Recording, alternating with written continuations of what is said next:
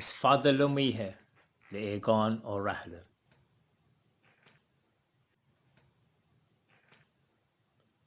Is fada Liom Oíche ír luch gan son gan sraun, gan cahra gan muin, cuirig na buamh na mewn, anathe tin taobh Liom de bhuair mo cheann, is ná chleachtas sim naoin, fiagaigh na rócháin ann.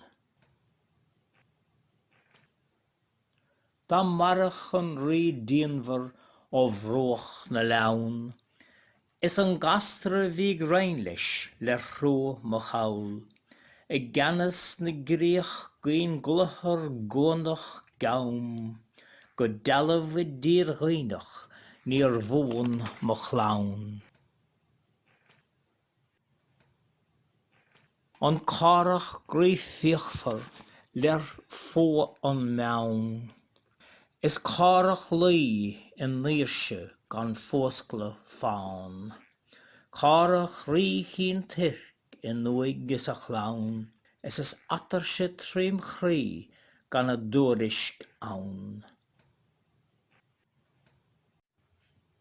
De haung mo chrí I clíorach de bhuair mo leann, na seoc ná trí cinnte I gur thól an aung, ó chaisiil go tin chéine is go tómhún hawl, a mailte sa muin dí chreachta ag slóitimh gawl. A hon sa hís is irdig géim go hard, mawr mo chin clíte ód bhéceach tá, cawr da diceach go ríis go héring bháin, do glam nach bín de dhéanhing féin id bhráid.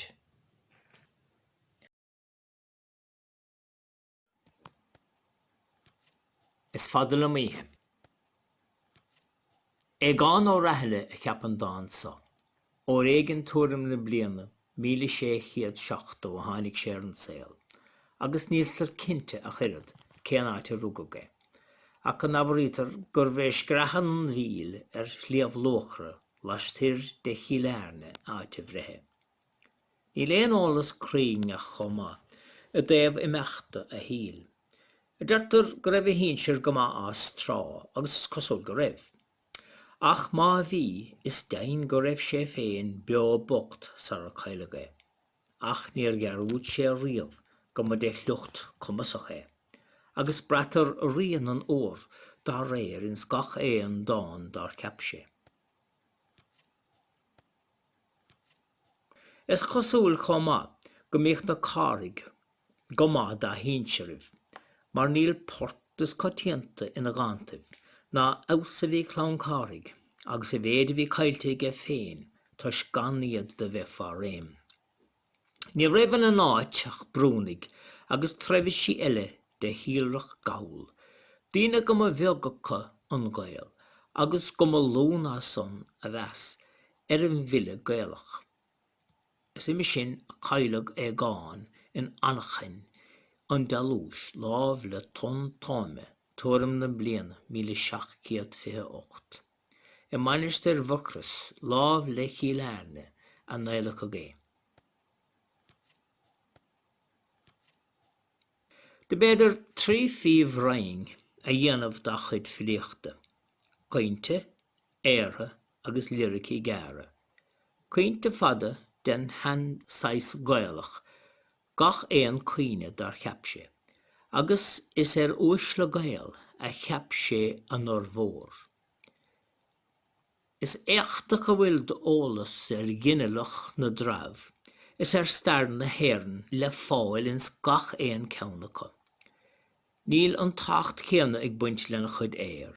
Déanaan na cainte an tré is mó le ráanta, agus is Valentín brún an ceannacha is mó a bhfuil ólas ir.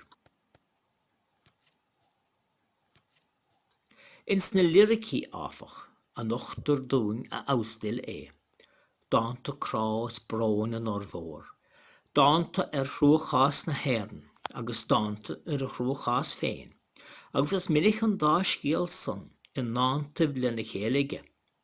be cáile gánaí chréocht chríoch fála, agus bhachan cheannaí, is gillan na gile, dáanta leis I dtaobh na héireann, agus I dtaobh an chrútain a bhí a olinn tí chlanna Ghael. Big. Agus is fada le míthe. An dána cheap sé an ihe úd na linine, láb le ton táime, agus chairní ghuirid, an dán eile úd a cheap sé, agus lebaig a bháis san bháil géana. An neart, an dúchas agus an túr nefh spleach, na tréthe is mó atá san bhilíoch san ile. Na marabna nó na cainte cheap sé. Is cosúil gacha an ceannacha le mórlí dán brón, agus mrise agus géim sí sa hála do Chine Gael. Ard go dullibh, ag molla na marabh, agus sa casa an dá ola gáin díag ina níag.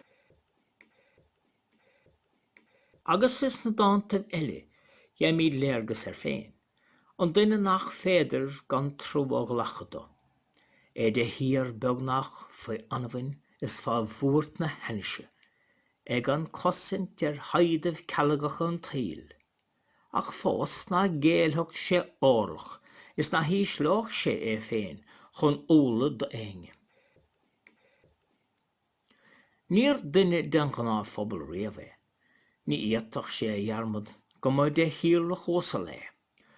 Ach ó bhí deireadh le réim na nósol ngálach, dag son siúd fá lús. Má ag féin, ba chónach ina bheoin agus ina fersanna agus ina nómpar go lábhá sé. Ina hananta sin do bé rí ile na móna, agus ard go láire léanta a be éile na chus sin.